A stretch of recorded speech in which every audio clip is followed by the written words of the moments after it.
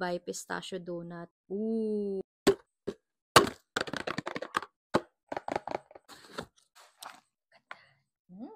Tikman natin itong bago ng Krispy Kreme, and this is the original creation collection, and nag-collab sila ni Chef Noel, at alam nyo naman, siya yung gumawa ng famous Dubai chocolate. First, we have the Dubai Pistachio Kunafa, and look at that. Vanilla Uve Baklava, Hokoka Strawberry Fields, sa Dubai Pistachio Ice Mocha Latte. And yes, ang sarap nito, natikman ko na siya kahapon. Mag-start tayo dito sa Dubai Pistachio Donut. Natin kung malaman-laman at maraming filling. Look at that.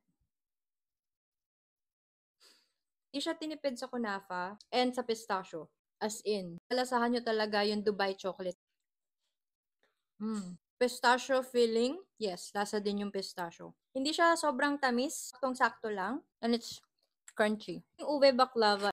Ooh, look at that.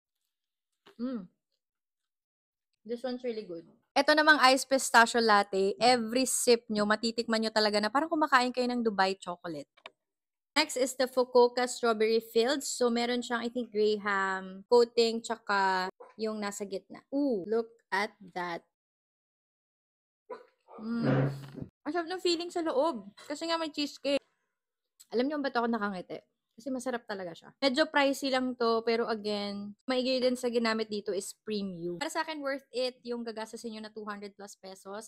And ang favorite ko is itong pistachio donut and itong strawberry filled donut. Yung drink talaga, kung mahilig kayo sa pistachio na Dubai chocolate, must try. So that's it for today's taste test. Sana nag-enjoy kayo. And again, magiging available to November 7 to December 31 lang.